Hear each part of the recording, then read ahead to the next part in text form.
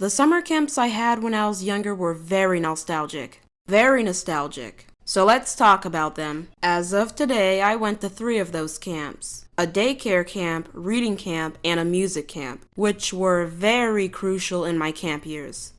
So let's talk about them. Me and most of the people that are watching this video have at least attended one camp, unless you're a misanthropist which dislikes human society. All of them were fun and carefree and chill, which forces me to make a video talking about it, so here we go. The first one I'm going to talk about is the reading camp. Just a reminder, the less interesting stories are going to be ranked first to last, so this passage is going to be very short. My mom wanted me in a reading camp to understand logic and comprehend better. Sometimes when my mom is giving me instructions, I portray, "Okay, Christian, this is a big deal. Don't mess this up. Just concentrate on what she's saying. You'll do fine." And you're done. Do you completely understand? So that's how I got booted into reading camp. For your information, this was an online class. In the camp, I had to attend every Tuesday for 5 weeks. Pretty long, I know. Our evaluation was to read books with our students and teachers to understand what was happening in the story. We would ask ourselves questions like, what is happening in the story? Who are the main characters? What do you predict what may happen next? And etc. Now, I'm not going to talk about all the books we read, but I will talk about the specific one. The Lion, the Witch, and the Wardrobe. The book was about 4 children, Peter, Susan, Edmund, and Lucy. They were 4 siblings that were sent to live with an old professor during World War II. All of the children agreed to explore the new house they were living in at that time. Lucy, who was the youngest of them all, found a gigantic wardrobe of clothes. She separated the clothes, stepped deeper into the closet, and found herself in a magical and snowy wood called Narnia. I'm going to stop it right there because I don't want to spoil the entire story when you can just view it on your own, which I prefer you to do so. I highly encourage you to watch both the book and the movie to understand the story.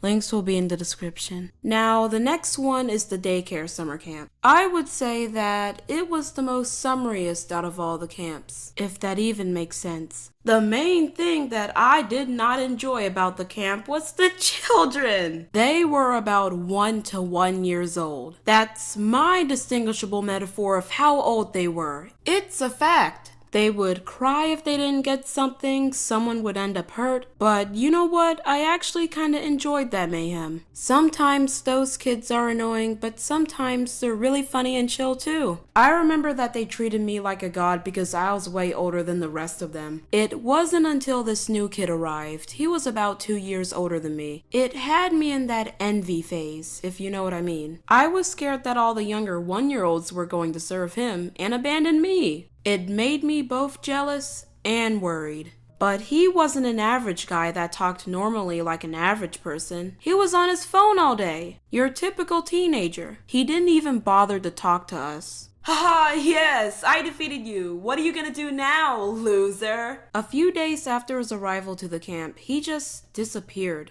Like without any warning. I was happy he didn't take any of my followers, but I felt sad for some reason. I'm now stuck with these annoying children, and he could have probably been the only one I could relate to.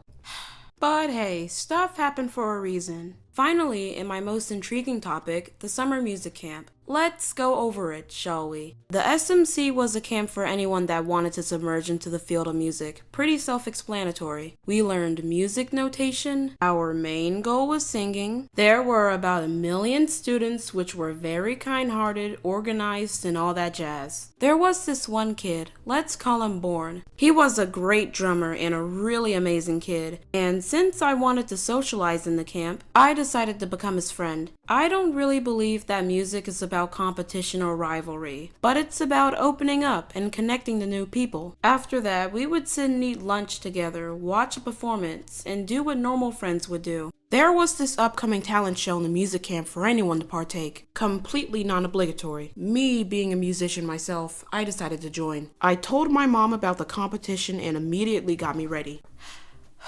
Flight of the Bumblebee by Rimsky-Korsavok. Sacrilegious, I know. And Lovely by Billie Eilish. But there was one song in particular that I adored of hers. Lovely. I was amazed with it. It's because my mom's friend's daughter played it on the violin.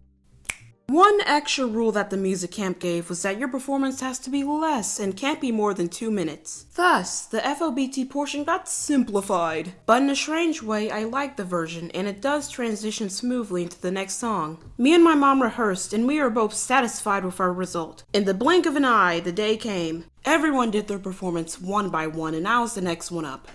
Caden! I performed, and the audience was absolutely amazed. I would show the actual video for proof and to just keep you engaged, but I don't want to risk getting the video demonetized as a music emblem for such a long animation. So an unlisted link will be shown in a pinned pronouncement in the comments section. So are you happy, my man and lady? I'm happy. Bourne's face lit up and was astonished with my performance. I really wanted to get the chance to associate with him, but something abrupt happened. He sadly said that he was going to be moving to Texas. And since the music program was a 1-week endorsement, I couldn't collaborate with him by any chance. None that I knew of.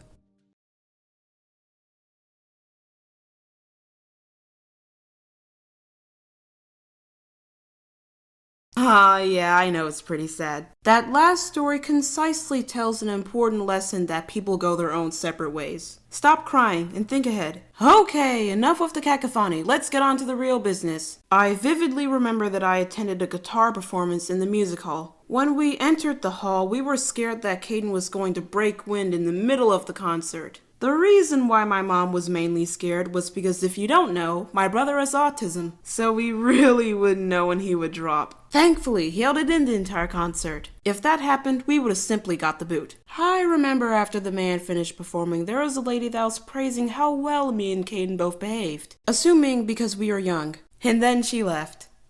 That was a terrifying moment. We never took Caden to those concerts again. If that happened, we would have been got kicked out of the show. If that happened, we would have been got kicked.